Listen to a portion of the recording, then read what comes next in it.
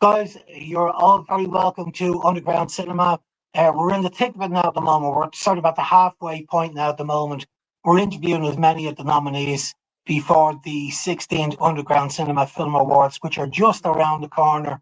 They'll be held in the Royal Marine Hotel on the 15th of November. I've been talking to some great people over the past couple of weeks online. But I'm delighted to say I've got three fantastic people here with me this morning. I've got Cian Walsh, I've got David Wrest, and I've got Ben Duffy, who did a fantastic student film called Crow's Rest. Not only has it been nominated for Best Student Film at the Underground Cinema Film Awards, but our film festival back in September in Dundee, it picked up the student award at that particular festival. So congratulations, guys, and well done. And you're very welcome to Underground Cinema this afternoon. Thanks, Dave. We're really honored for the opportunity to come on and talk about our film. Yeah, look, Cian, it's a great piece of filmmaking, and look, I've done a lot of sort of research behind the scenes on this, and this particular film, you say you're inspired by the horror of forgetting and being forgotten. I like that quote. Can you tell us what the film is all about, and just give us maybe a synopsis on Crow's Rest? Okay, Crow's Rest follows a detective who's 5 years sober, and there's a recent murder or mysterious death he comes across has an eerie resemblance to what happened to his sister when they were kids, and that was the catalyst that caused him to become an alcoholic. And at the point we meet him, he's recovered from that, but now he's in danger of relapsing with the horrors of his past coming back to haunt him. So he decides the movie shows his battle to stay sober and also find out what happened to his sister when they were kids, so he can finally find peace and move on. So that's the best I can do with no spoilers, because there's quite a bit that happens in the film that I don't want to give away. Yeah, absolutely, David. Like your character, Detective Brian Lancaster, he's the emotional weight in the entire film. I mean, and also, it's not an easy. We mentioned this earlier on. It's not an easy thing to get across. Well, to play, an alcoholic or somebody that has a drink problem. There can be a tendency sometimes to go over the top. I thought you did it really well. It's a nice balanced performance. When you got the script, I'm sure you said, this is something that I can really get my teeth into. Yeah, absolutely, Dave. Thanks very much. And yeah, when I got the honor of getting the role and reading Cian's script, it literally just jumped off the page. And it's a dream for an actor to read a script, because they always say if the writing is there, it'll take you there. I mean, it's perfectly nuanced. That, as you said, you could take this addiction aspect to all different extremes, But working with Cian, and we just had a really good connection, and we had a great understanding of this character, of understanding his background, his objectives, not to get too, it could leave that residue on you in playing a role like this, to go and talk about these difficult topics of addiction and grief and loss and things like that. And I felt it did its service to me, because it took me to those extremes where I'd like to be as an actor. But I always said, if the writing is there, which was incredible, it took me on that journey. But as I said, it's perfectly nuanced and balanced. And I just think the relationship with Cian and the rest of the crew was just, the way these guys work, it's just such a fun experience. You're allowed that freedom as well to, kind of take it in different directions. And, I just felt it was a great experience overall. And I just want to thank these young guys for just what they do. I mean, they're up. These guys, I wouldn't say they're up and coming. I think they're well-established guys, but I think these guys are ones for the future. I mean, really watch this space. Oh, thanks, David. Yeah, absolutely, David. I mean, and I'm on record in saying this at the Underground Cinema Film Festival. My favourite category is the student programme. I put it on every Sunday morning. I always know I'm going to get a really good house there, because the student films, they're the future. We've seen some of the students over the years, when they finish up in college, go on to see incredible things. Actually, funny, I was just the very first editor that won the award 16 years ago. I was just watching through the credits, and he was a student editor, and I was just looking through the credits of the Irish Trader there the other day, and I just saw his name pop up, and I was absolutely delighted for him. Huh. I keep an eye on everybody, especially students, on how they've been progressing over the years, and all of our Irish students have gone on to do wonderful things. But you've been ably supported in this great film by a really good supporting cast. I mean, you got Siobhan Dunn, Dara McMahon, Deborah Hopper, Tom Ayres in it as well. You've got a really strong cast. How did you go about it, Cian? Oh my God. I feel like the ensemble cast we managed to pull together, I feel extremely lucky that we managed to find these people and that they were available. And I can't imagine anyone else in those roles. So like the way we did it is kind of the same way we always cast. We just kind of put out the adverts on all those kind of Facebook film network groups. And then like it gives them all the information, like a little snippet of the character and the age range we're looking for, like a typical casting call. And then I started getting emails in, and I think David was actually the very first person to apply for a role in the film. I'm not sure if I ever told you that, Dave. You were the very first show reel I watched. Like you did an audition piece, and because I'd worked with David before, on Ben's film, one of his short films, and I was only a very small role behind the scenes on that, but I'd met David and I thought he was a good actor, and so when he came when he applied for the audition, I remembered him and was like, oh, he could be good for this. And then so I asked everyone who applied. I gave them I gave them the option to choose which character they wanted to read for, and then I sent them that page of the script, and they would send in an audition piece. And David sent in his for Brian, and it just blew me away. There was so much like emotion and emotional weight to it, and from that point on, I couldn't imagine anyone else playing that role. I'm so glad we got Dave, because I think really it's that performance was a make or break it for the film, and I think it made the movie. I think and then Siobhan applied, and Dara and Tom was a last minute recast, and I'm very glad that happened, because like again, I can't imagine anyone else in that role, because he was just such a detective. Like he turned up to set, we only filmed with him for one day, and he had just such a like cadence to him. Like he was so very like such a detective, and then actually all everyone else who was in the film, they only filmed for a day because they're each in one scene, except for David. So we only worked for them each for one day, but each and every one of them, Dervla, Siobhan, Dara, Tom, they all blew me away. They came to set, they knew their lines, they knew what they wanted, I knew what I wanted, and I think we all worked well together. And I feel very lucky that we managed to get all of them for this movie. And three of the actors actually are all part of the same agency, which I didn't realize. David, Siobhan, and Dara all were Vantage actors, and they all kind of knew each other already, which I didn't realize. Shout out to Vantage actors, yeah. I do want to say a bit more about David. Is we asked so much of him for this movie. We really he was asked to kind of convey kind of the whole spectrum of emotions and experiences. It was very emotionally draining for him. Yeah, like a lot of dialogue, a lot of things to do. There's one day in particular where I think it was we shot a good chunk of the film. We shot the scene with Siobhan and Dara, and then you in the park with the almost relapsing.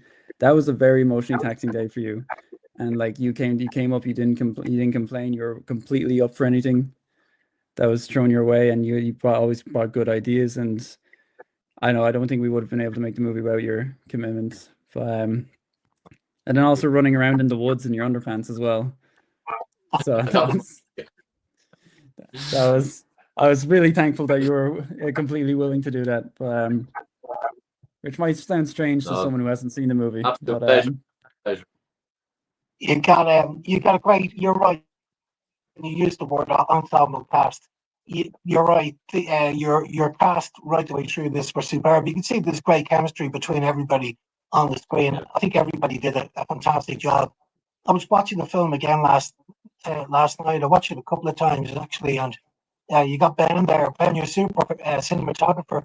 When I was watching it last night. There's touches of film noir there. I even said there's a Blade Runner shot. With some of the shadows that you use, as well. Some of the scenes where you see almost like the blinds. You get these shadows across the face. It's used in film noir quite a lot, but it is used actually in Blade Runner as well. You did a really, really great job, especially the lighting. I thought was superb. Well done. Can you tell us a little bit about the collaboration between you? Because the cinematographer and the director got to be two best mates on this. So can you tell me just about the collaboration and how you achieved what you did on the film? Oh, sorry, Ben. Can we hear you? Ben, I think your mic is off.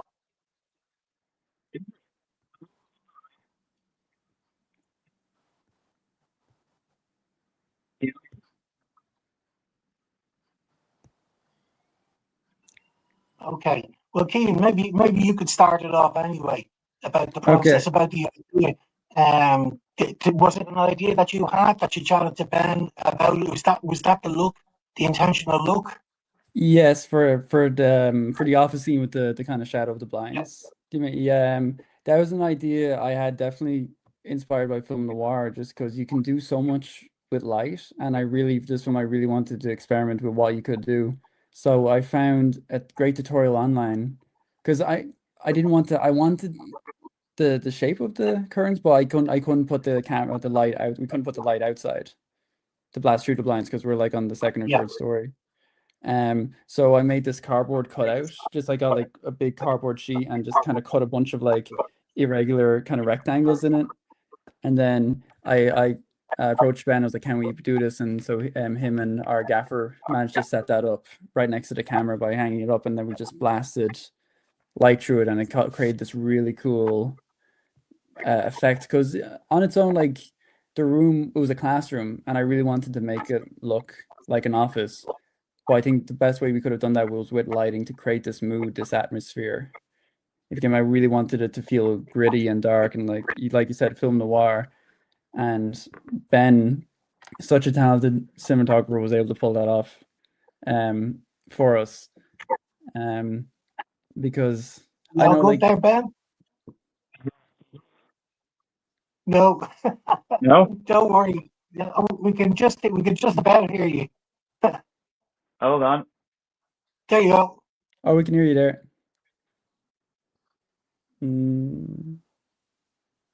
Is that any better? Yeah, that's better. Much better. Yeah, Ben.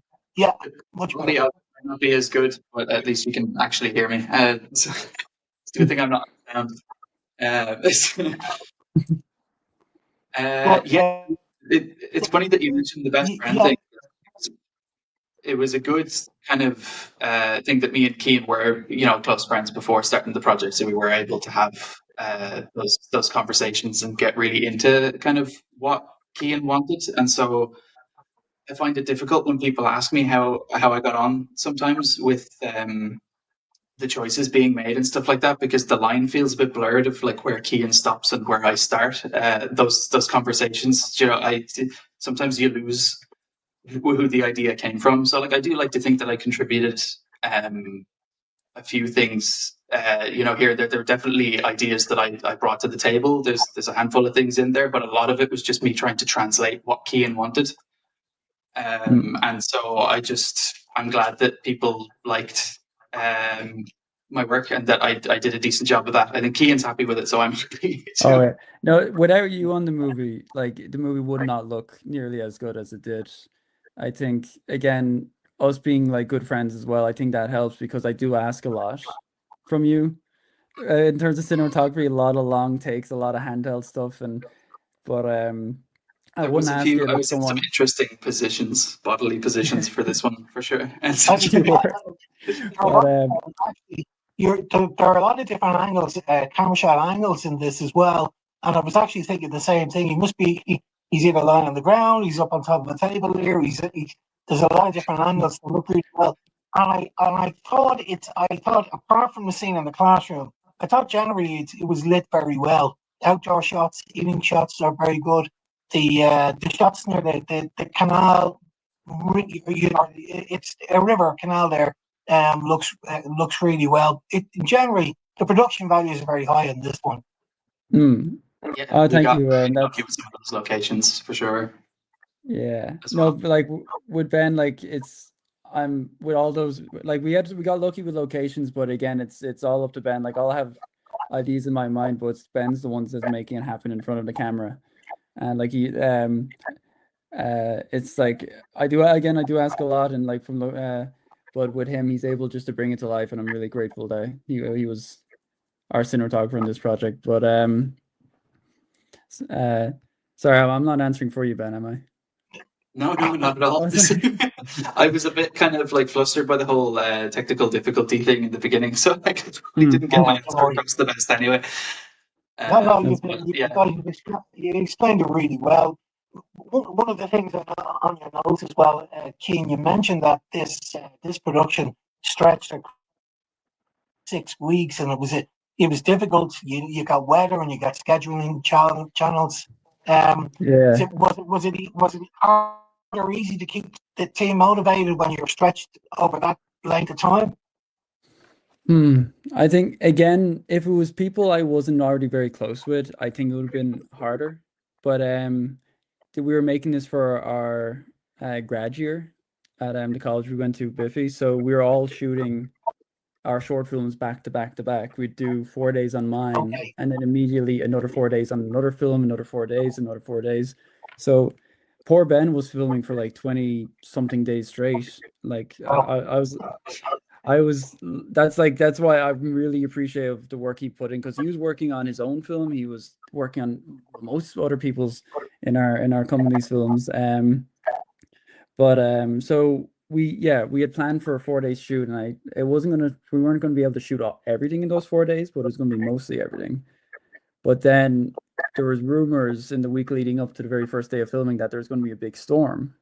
I can't remember the name of the storm, but this was back in, was it late January, early February, something like that. It was, Would have been late January, yeah. yeah, late January. And the day before, I didn't want to pull the plug on the first day of filming just yet, because what Irish weather is so unpredictable. But the day before, it became, you couldn't ignore it anymore. There was going to be a big storm, and we had a lot of outdoor stuff to film that day. We were going to be filming, I think it was the crime scene and the ending with David by the lake, and we just couldn't on that day, so I had to cancel it, and that threw kind of the whole shoot out of order.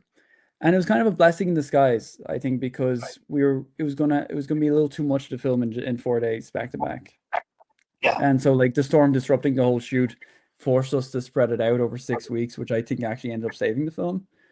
But so yeah, there was a storm on our first day of filming. The next 3 days went fine. And then I think the first time we tried to film at the Hellfire up in Dublin, we got out of the car, we had all the gear, and we're like, okay, we're gonna go shoot. Like there's a good chunk of the movie set like in those woods and everything. As soon as we got up the car, we started hiking up the trail, and hailstones started raining down. So much hailstones, we had to hide under an umbrella. And again, you'd always be hesitant to pull the plug on a day of shooting just because you've organized everyone to be here on this day to give their time. And it's like, as filmmakers know, it's really hard to schedule, or just anything in life, trying to schedule around be it your friends or whatever you're trying to meet up or whatever. But particularly in film, it's so hard to get schedules to align.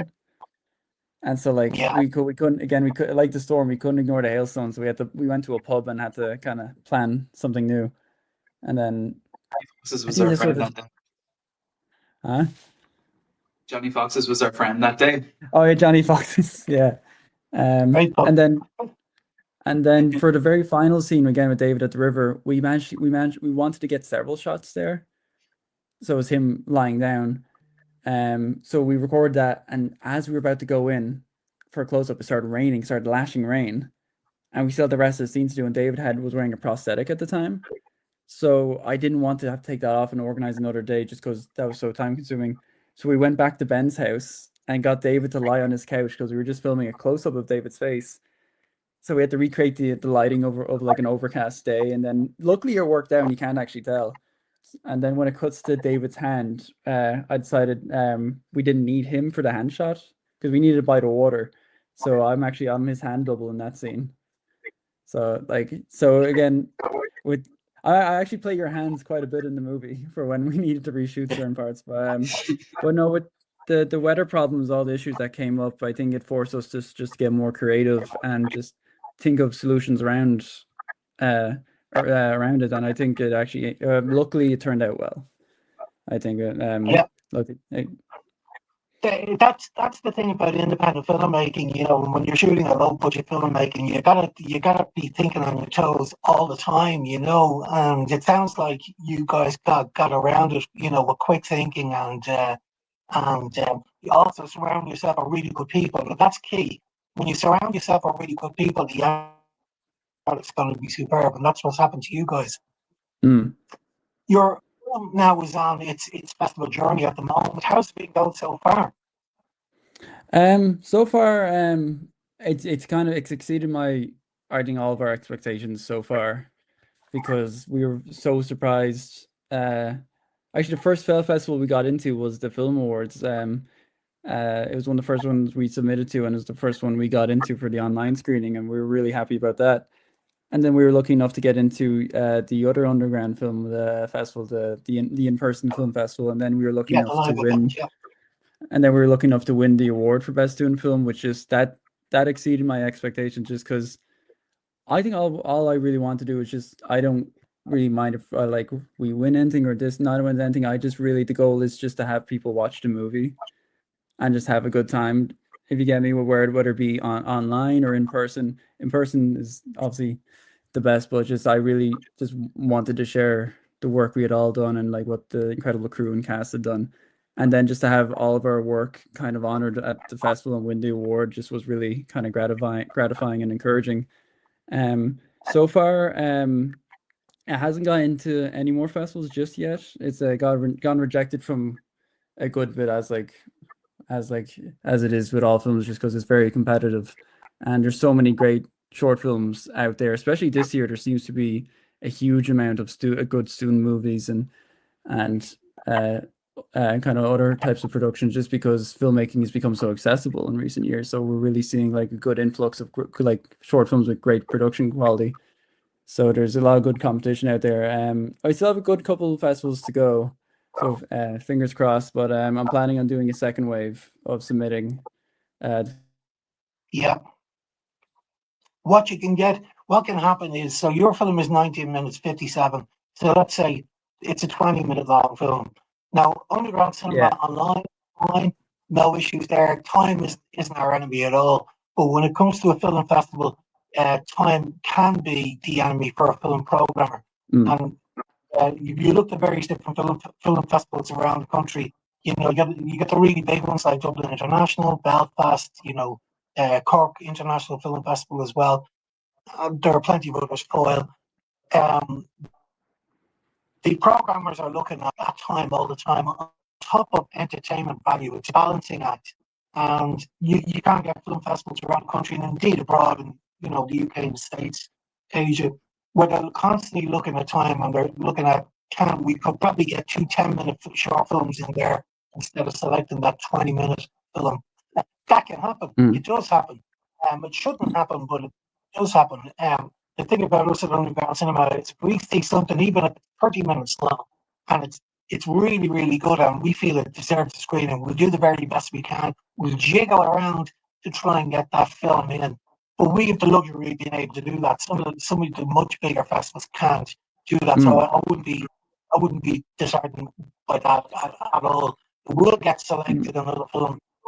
The fact that you've won a student award already, get your laurels onto the poster straight away. And when you do your second round, what will happen is the programmers will see that it's already picked up an award at a festival, and they more than likely will look at the entire film while they're in their selection. So I believe this film's got plenty of legs to go yet. So Thanks, Dave. Yeah, absolutely no problem. The next question, and I won't keep you guys too long, is what's next? What have you got in the pipeline? Are you two guys, Ben and Keith, are you working on anything together, or are you working on different projects? Sorry, Ben, do you want to take this one? Oh, I don't think we can hear you, Ben. You might be. Ben, it's a good job you don't work in sound. You stick to cinematography. No, to be fair, he's a terrific sound recorders as well. Well, Kim, maybe you could tell us. You could start it off there. Okay, sure. So I think this year with Crow's Rest, and like I mentioned, that we made several films back to back. Ben and I and the rest of the crew of Crow's Rest, Nathan Gomez, Sean Maloney, and Alex Bergen, we formed our own production company together called Fable House. So because we liked working with each other during college, and we wanted to keep working together. So we formed it's an independent production company where each of us are just gonna, just keep making stuff together. We're going to planning on making short films, feature films, all that. So whoever has an idea, we'll pitch it to each other, and we'll see if it's the right project, and we'll, take it from there. But the idea is just to keep making stuff consistently together of a high standard, high quality. Right now we're not in production on anything at the minute. But there's scripts being written, and I'm currently writing something with one of the Fable House guys, Nathan Gomez. He's written a script.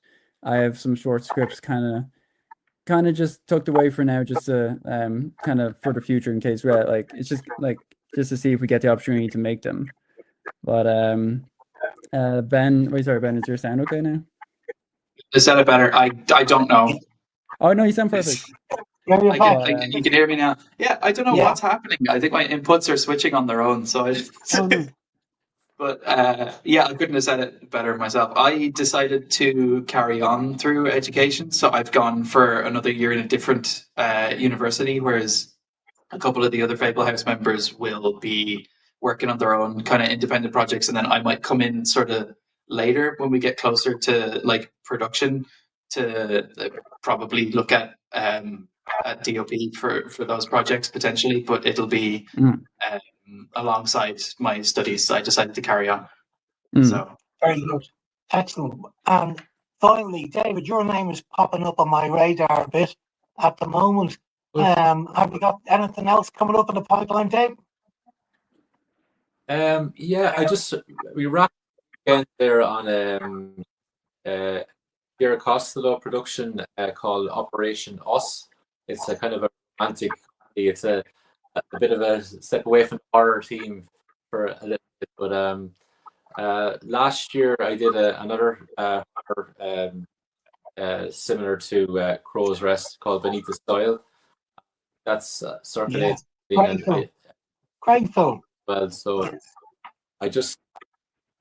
for Crow's Rest, I'm just so proud of it. I'm just so proud of to be a part associated with it and have the opportunity to work with these guys. Like I said, they're friends, but they don't see that sort of dynamic in a crew the way these guys work. They're like 5 best friends that love making movies, and just a pleasure to work with. So they all have really bright futures ahead of them. But I'm not one for talking about myself. I just try to deflect onto other people. But I just that's all at the moment I have to say about myself. But just really, really proud of this film. Yeah, listen, guys, if you haven't seen that film Beneath the Soil, maybe David might have a link for it because it's a really good film. Sohaib Syed directed that, if I'm not mistaken. Yeah. It's a really, really good piece and a really good performance, a nice, solid performance in it, David. Well done. It's a great piece. Thank you. Yeah, I watched it as part of the Film Awards, actually. When you were doing the online screenings for it. I've talked to the director. He had some kind words about Crow's Rest as well. So I know him a bit from just texting online. But yeah. Listen, guys, thanks a million for joining me this afternoon. I really enjoyed the chat. God, a half an hour just flew by there. I really enjoyed it. I really enjoyed the film. Congratulations on your nomination again, another nomination. I think I definitely think it's got legs left for the festival run. So, and I wish you guys all the very best. I can't wait to see what you're going to show me next time around. Thanks, Dave. Thanks again for giving us the opportunity to talk about the film. Great to see you again. You're very welcome. My pleasure. Okay, guys. Take care. Thank you. Bye, Dave.